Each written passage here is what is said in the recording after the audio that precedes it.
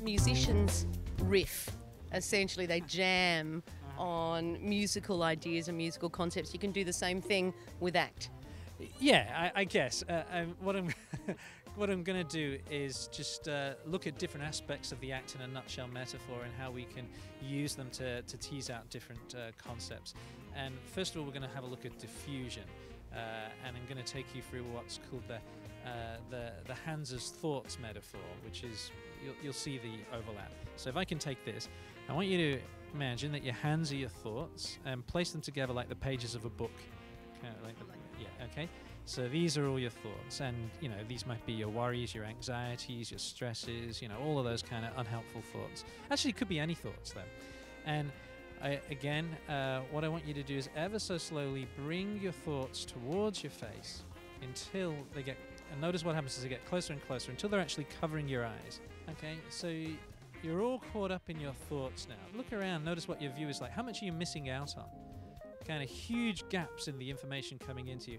Imagine going around like this all day.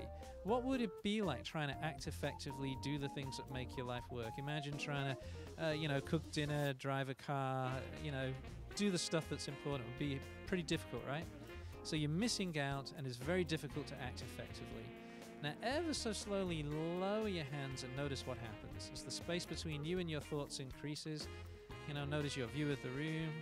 Notice your view of my hairstyle, kind of these designer label clothes here.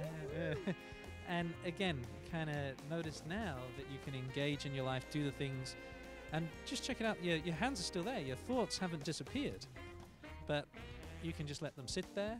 If there's something useful you can do with them, you can use them. And if not, you let them sit there until there is something useful. So this is just a little metaphor for demonstrating between fusion and diffusion.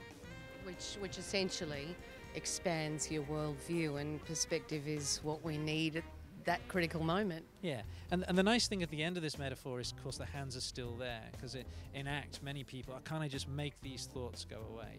And often you can't make them go away, but there's a huge difference between having your thoughts here and having them down here. You don't have to chop your hands off. Yeah, and you've still got them, so you can point at people and say, it's your fault, my life is ruined. Exactly. Exactly. Very, very important to be able to do that.